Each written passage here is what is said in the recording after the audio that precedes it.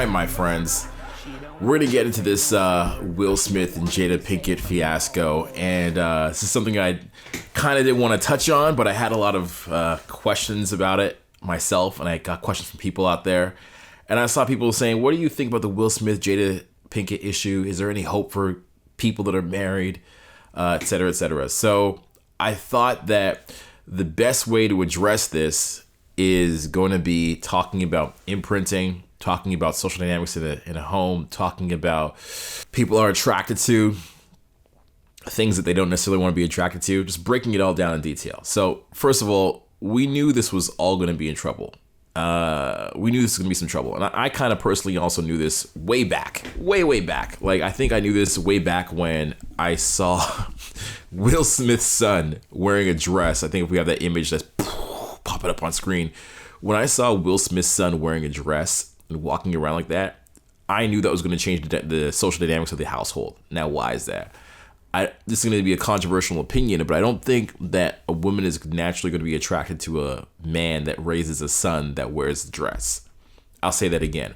I don't think a woman necessarily is going to be attracted to a man that can raise a son that wears a dress, because the son is kind of supposed to be like in the same image of the father or the man in the household, right? And the father is supposed to be the protector, the provider, just, biologically, this is how it's supposed to work. And if the son takes after the father in a kind of like a form that's wearing a dress, I don't see the evolutionary psychology or the attraction triggers for that mother to be increased, because the son is supposed to kind of copy the image of the son, right? The father. Let's say the son is a MMA fighter, right? Mixed martial art or boxer. Well, both the guys are growing up, the father and son are growing up with the ability to protect, provide, defend, the aggressiveness, and I don't mean aggressiveness in a bad way, just mean aggressiveness to go out there and kill it and do well. And that's an important quality for a guy to have, particularly for the son to be able to have. So when you see that dynamic where the son doesn't have it, I automatically was concerned. This is like 7 years ago or 8 years ago, whatever. I was already concerned, and then I would just see like these little interviews of like how the son and the daughter would kind of look at Will. They kind of look at him like with this like lack of respect. Thank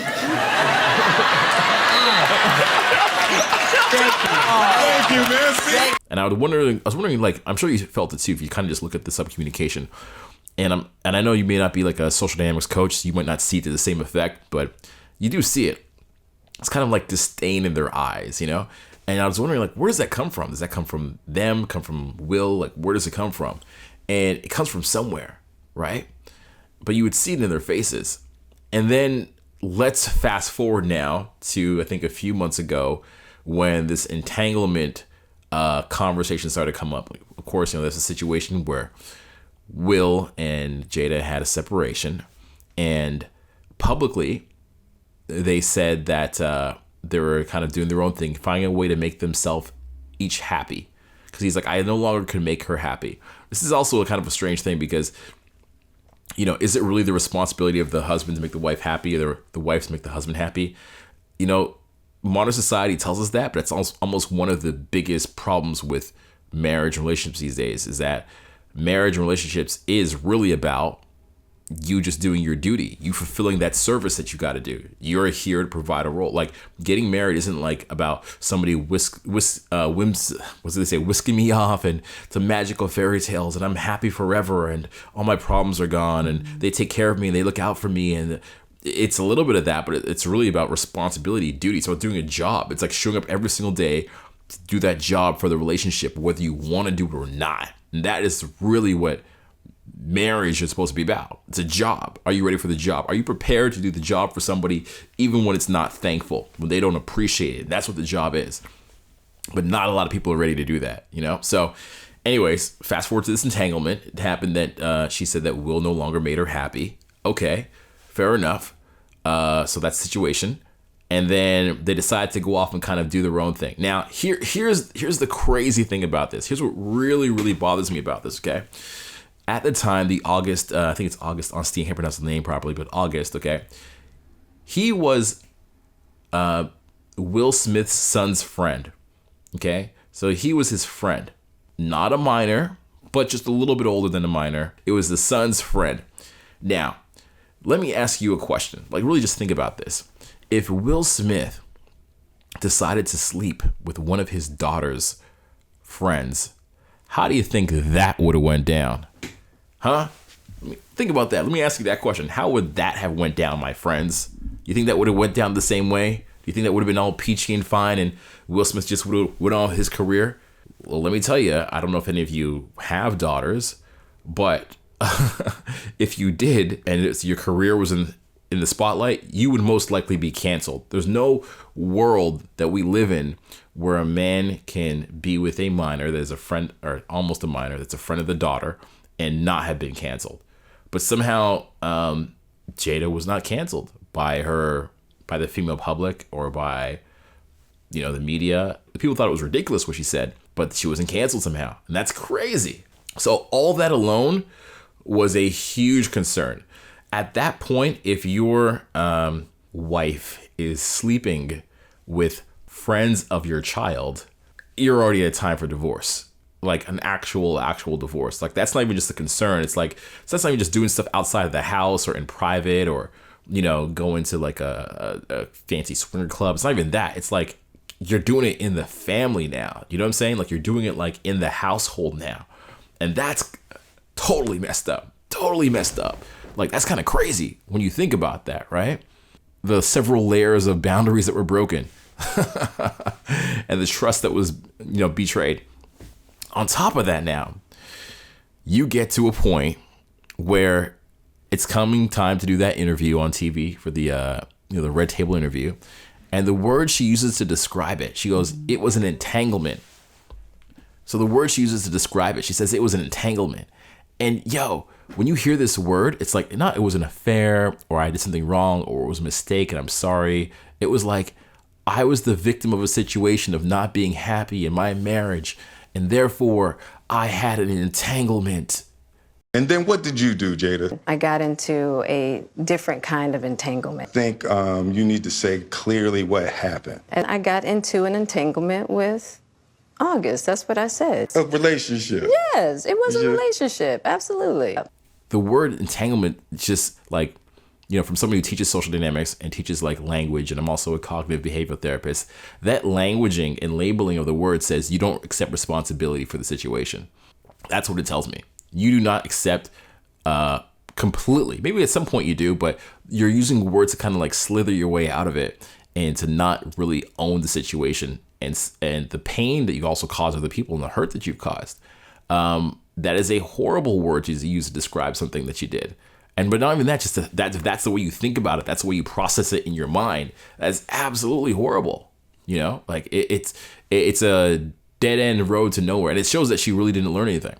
Now fast forward, what are we now? We're in November 2021. And this new thing comes out where she's saying, Will is not that great. We didn't understand each other. The exact quote is not that he's not that great in bed, but we didn't understand each other in bed. I thought he was going to mind read me, da-da-da.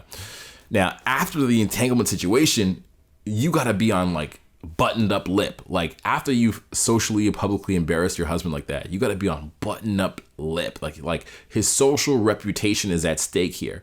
And, we could say for movie stars, right? Like they're public figures, they're in movies, and what they do in their own personal life doesn't affect what we think of them publicly. But the truth is that it does. What they do in their personal life does affect their public reputation, their ability to play a leading man. Like if you saw Will Smith playing like a strong leading man right now, like would you believe it as much? Is there like 5% in your brain that's like, yeah, but his like his personal life is in shambles at the moment. Like would you really believe it? I'm the devil. Who's asking? The devil is not welcome here. That public perception about what they do also is part of their personal life and it plays out, right? So this is going on. And then she comes out with this, saying the thing about not connecting with her in bed. And this guy's social status just takes such a ding, such a hit to the point. This is the issue with it. Not that he wasn't great in bed, but that the point that what it does to him publicly, right? Like you get guys like, and we'll pop it up on screen here. You get guys like 50 Cent's DMing Will Smith, kind of like trolling him. But 50 Cent is a huge troll. You get guys like Future saying, no, I'd rather hang out with Jada, but I wouldn't want to hang out with Will. And the truth is, they may not have said that before. They may not have even thought it before. The thought wouldn't have even entered their mind. The thing when it comes to black men, especially in the community, the black community, is, of course, is that we didn't have a lot of positive role models. And Will Smith was one of the first guys that didn't curse in his music. He wasn't a drug dealer. He didn't do gangster rap. Besides him and pretty much like Bill Cosby at the time, there was no positive role models in that community, publicly anyways, in terms of this is something you can do, like be an actor or be a family man or all this stuff. And Will presented this image. Not only that, but Will Smith also set the groundwork for a lot of these actors and rappers that are out there, you know? Like Will Smith went from music to movies. And who else copied that? Ice Cube copied that, right? Ice Cube was a gangster rapper from NWA. And all of a sudden, Ice Cube went on to now do like Christmas movies and stuff. You know, 50 Cent did the same thing from music to movies. All these guys copied Will Smith. Will Smith is the architect. He is the guy who made the blueprint for all of this and their careers. And now look at him. He's like getting shamed by his peers, people that are on the come up. You know, it's really sad the amount of social points that he's lost because of this. Kudos for him for sticking in there, but it's a shame what happened to him. If I was Will Smith at this point, and if I wanted to stay in the relationship with my wife, I would actually have to have my wife sign some sort of like public disclosure agreement, because the amount of damage she's doing to him socially, reputation wise, and even psychologically, like he's not like sleeping fine every night because of this. 100%. Even psychologically, it's not a partnership where he feels respected. And that leads me to my last point here of like, you know, obviously Jada Pinkett used to date Tupac or was close with him, and then she got with this guy who, you know, this August guy who has neck tattoos and stuff. And like, obviously she has a certain type that she likes that she's been imprinted on. Imprinting means like however you started is your blueprint for love, you know? They did a study with rats. They put rats in red jackets, and the rats would only hook up with other rats in red jackets after, you know?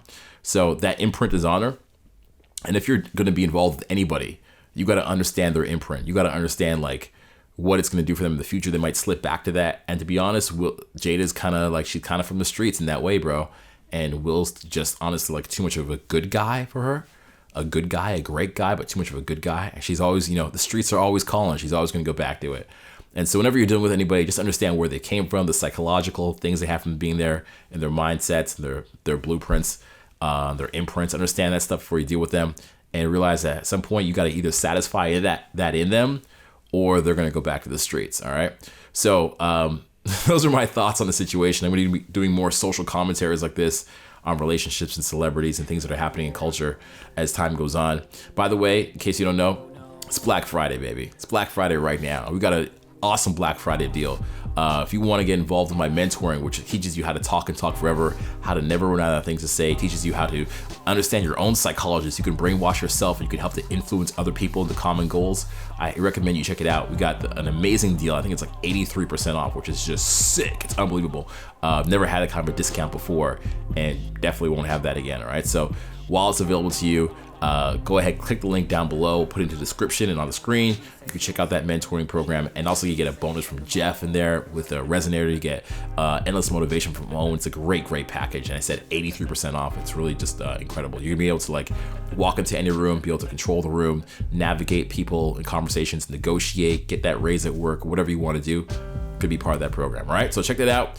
And I got more videos on social commentary and reviews coming up right here in the corner, so check those out as well. Put together a great playlist for you on conversations, and keep in touch. Don't be a stranger. Peace.